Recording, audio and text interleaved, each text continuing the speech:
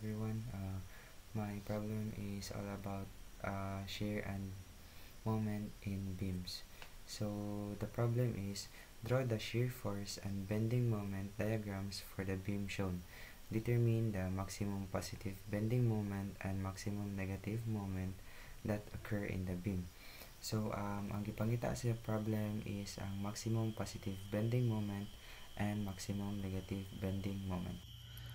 So mao ni ang diagram no. So if magbuhat ta og shear and moment diagram, ibutang nato ang shear diagram below sa figure, dayon which is gidenote na to as V, dayon ang moment diagram below sa shear diagram, no, which is gidenote na to as M. So again, ang gipangita sa problem is ang maximum positive and maximum negative bending moment. So the first thing that we need to do is to solve for the reactions. So so makita nato sa figure na tay reaction diri sa B and napod sa D. So sa D is roller siya. So ang iyang reaction kay paana. Tapos sa B kay natay sa Y o sa X. So i-denote nato na siya as force Bx, tapos kini is force By, tapos kini kay force Dy. So ma-solve nato ning mga reactions gamit ang summation of moment or summation of forces.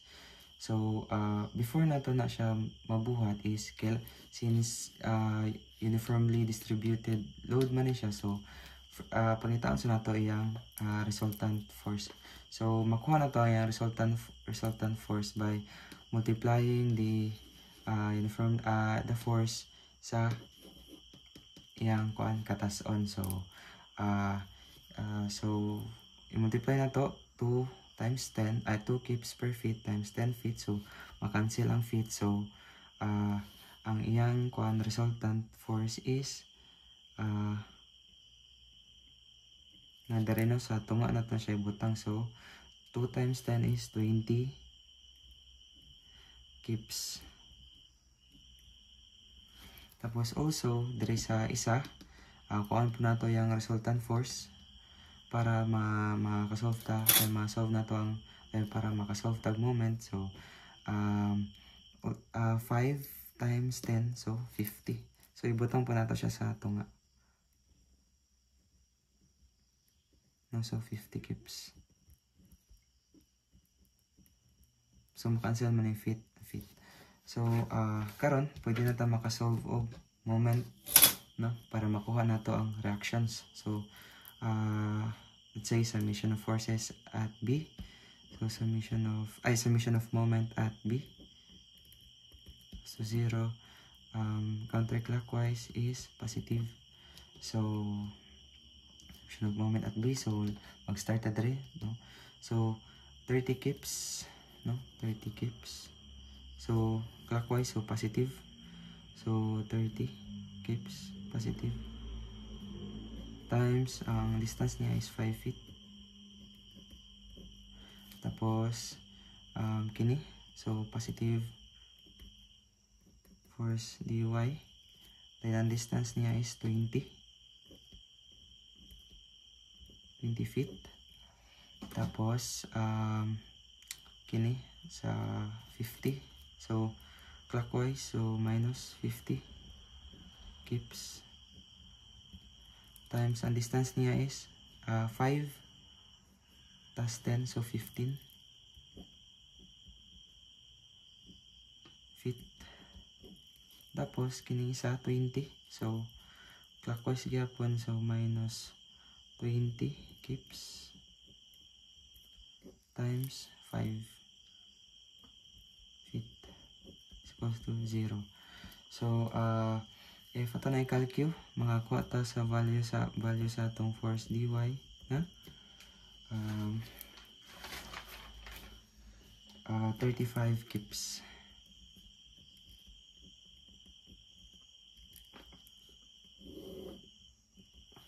Tapos natin yung value sa atong Dy, so obviously atong force Bx kay 0 na siya.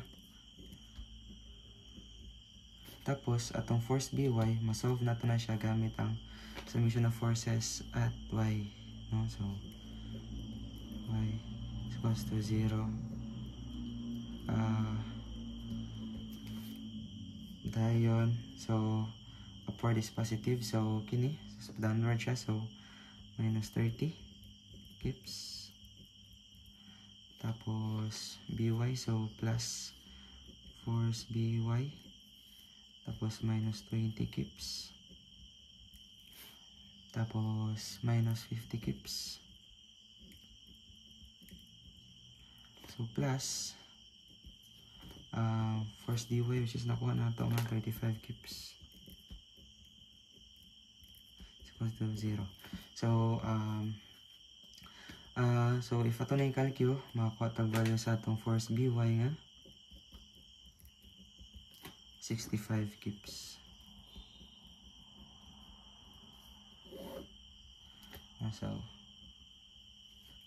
So karon, since nakuha na nato ang atong reactions, no?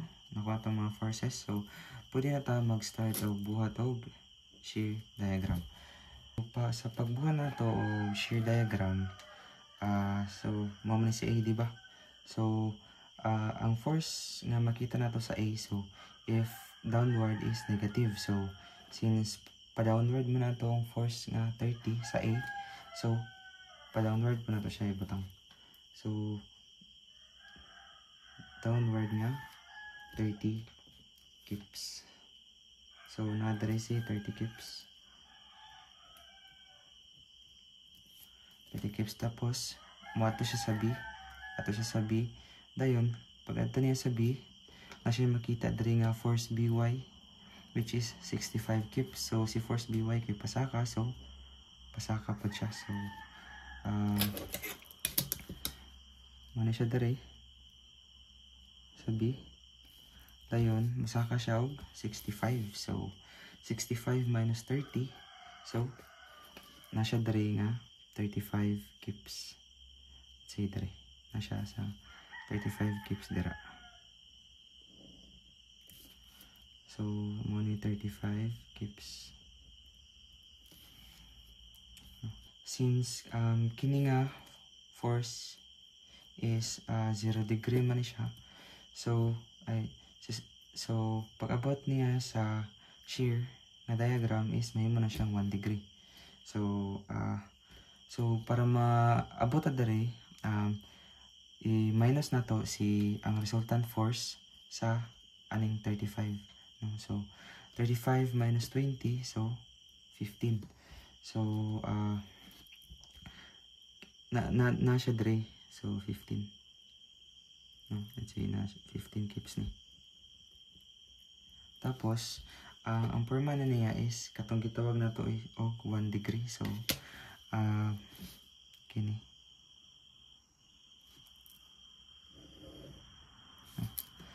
So tapos again, so kini, so C, nanta sa C. So para moabot ta og D, same ra gyapon nga kini siya kay naka 0 degrees man siya nga type of load. So pag abot niya sa shear kay 1 degree, so same ra gyapon ani. So kini 15 minus ang resultant ani is 50. So 15 minus 50 is 35. So na siya dere, so negative na siya nga side. So 35. Say dere na 35 dere. 35 kips.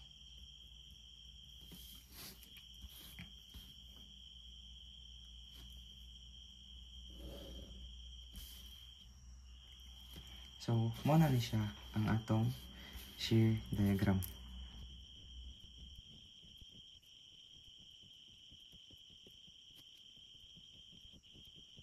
So mo siya atong shear diagram.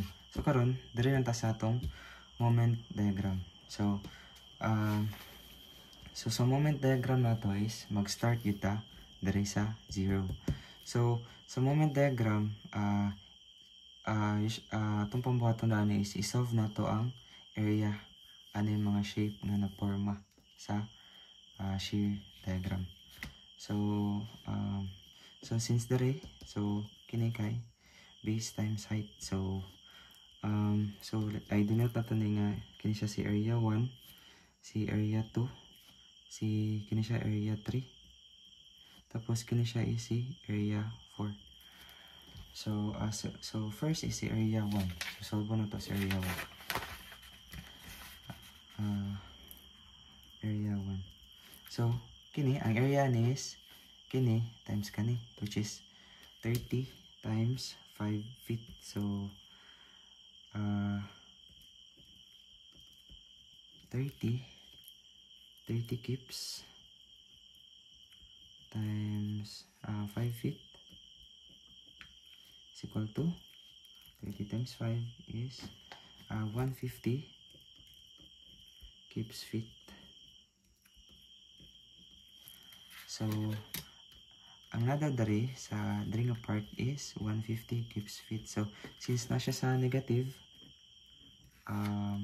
dari na to siya ibutang sa negative. So since kini is ang tawag na to na since kini is naka 0 degree man siya, so pag abot niya dari sa moment diagram is naka 1 degree na siya. So 150 kips. So let's say na dari si 150 kips feet. So start as a 0, muna siya. Tapos from B to C, so from B to C, so unsa man siyang shape. So ang area sa atong trapezoid is 1/2. So area 2 is 1/2 B1 plus B2 times height. So 1/2 times kini 35 plus 15 times 10 feet. So area 2 is equal to 250 kips feet. So since naman siya sa positive, so pasaka siya. So 250 minus 150 is 100. So na siya dari 100. So na dari 100 kips feet. So since kini is 1 degree naman siya, so pag abot niya sa moment diagram, 2 degree na ni siya. So mo ni siya atong kini. So since kuan man siya, since decreasing man siya, so from 35 na imong 15, so mo ni atong gamiton. So so kini nga side, no, kini. So mo na atong gamiton.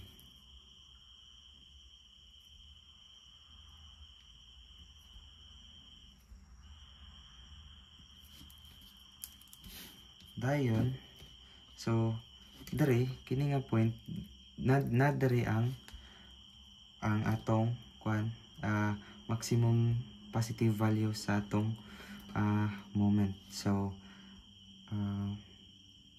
buhat dere og kuan broken line. So dere kini sulbo na po nato ning area, si area 3. So triangle, so area 3, area sa triangle is 1/2 BH. So so since wala tay kuan, since wala tad ani unsa man siya katas-on, so since wala man ta, so pwede naton siya ma-solve using ratio and proportion. So say mo si x tapos 10 minus x ni dere. So ma-solve na to ang value sa x using ratio and proportion. So ratio and proportion,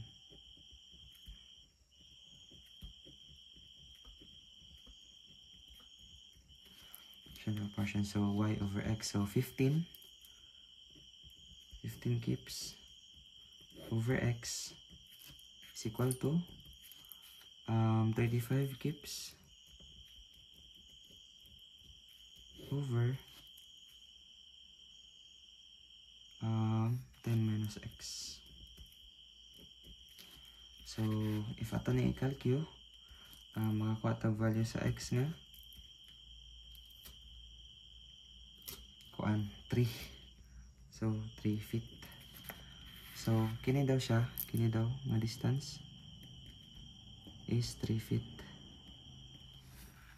Tapos kini, so 10 minus 3 is 7 feet. So, karon mo-solve na nato si area 3. So, 1/2 times 3 feet times ang height niya is 15 keeps.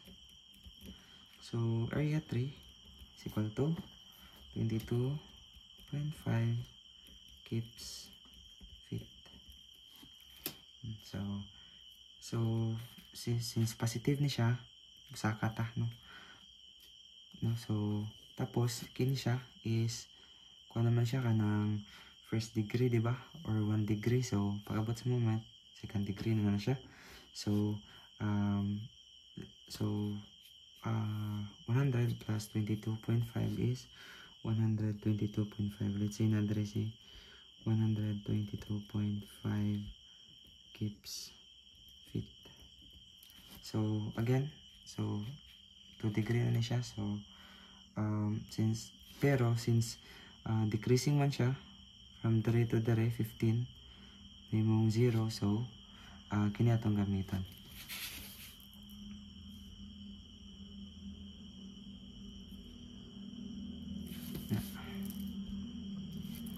Mga atong gamitan.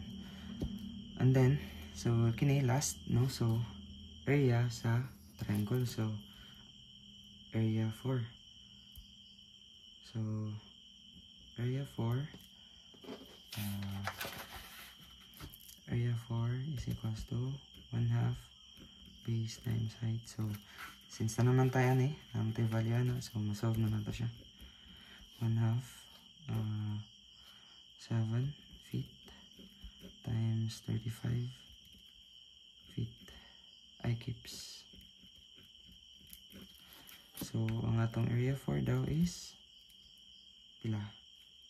122.5. So, sakto.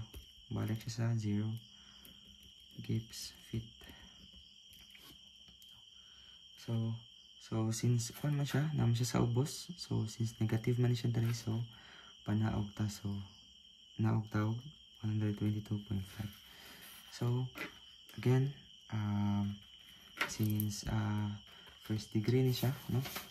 So, sa paabot sa moment, may mga siyang second degree.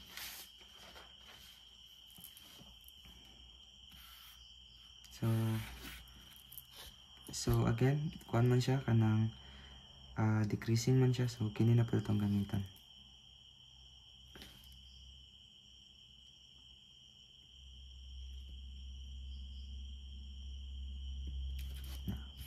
So, mo ni siya nga tong moment diagram.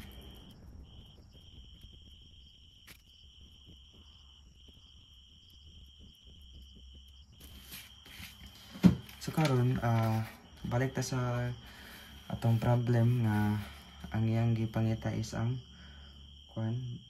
maximum positive and maximum negative bending moment. So, dari makita nato nga ang maximum positive is ang 122.5 keeps feet, tas ang maximum negative kay ang 150 keeps feet. So, maximum positive nga value sa atong moment is equal to 122.5 keeps feet. Tapos ang atong maximum negative is 150 keeps feet. So, na-solve or nahatag na to ang Nasolve na to or nahatag na to ang gipangita sa problem. So, mo na ni siya ang final answer.